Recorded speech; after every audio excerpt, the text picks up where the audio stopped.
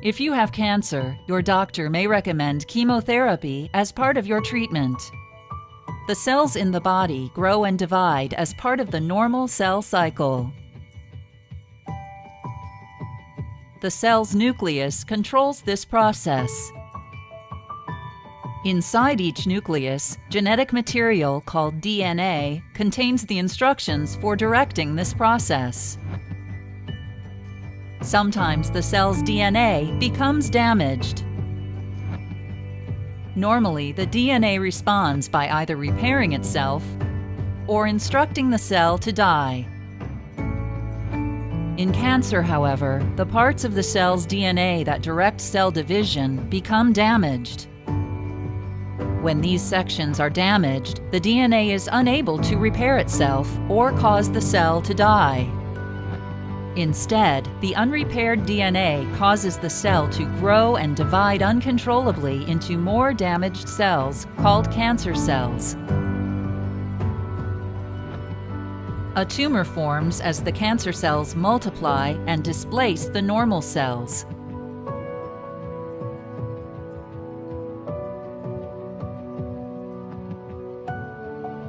As the tumor enlarges, it develops its own blood supply. Since cancer cells do not stick together as well as normal cells, they may break away and enter a nearby blood vessel. Cancer cells in blood vessels may travel to other areas of your body and form additional tumors. This is called metastasis. Additional tumors may form in areas such as the lungs, liver, and bones. Another way cancer may spread to other areas of your body is through your lymphatic system. Cancer cells may enter lymph vessels near the tumor, then travel to small glands called lymph nodes. If the cells pass through the nodes, they may continue to travel through your lymphatic system and form additional tumors. Chemotherapy drugs work by targeting fast-growing and reproducing cells, a characteristic common to cancer cells. The tumor shrinks as the cells stop dividing and die. Most chemotherapy drugs work systemically as they travel throughout your body in your bloodstream. As they circulate, the drugs damage metastatic cancer cells in other organs. Unfortunately, chemotherapy drugs cannot tell the difference between fast-growing normal cells and cancer cells. As a result, these drugs also damage or irritate some of your fast-growing normal cells, such as those in your bone marrow, digestive system, and hair follicles. Death, irritation, or damage to these normal cells produces side effects such as a weakened immune system, nausea, and hair loss. The goal of chemotherapy is to reduce or eliminate cancer cells in the original tumor and any sites of metastasis.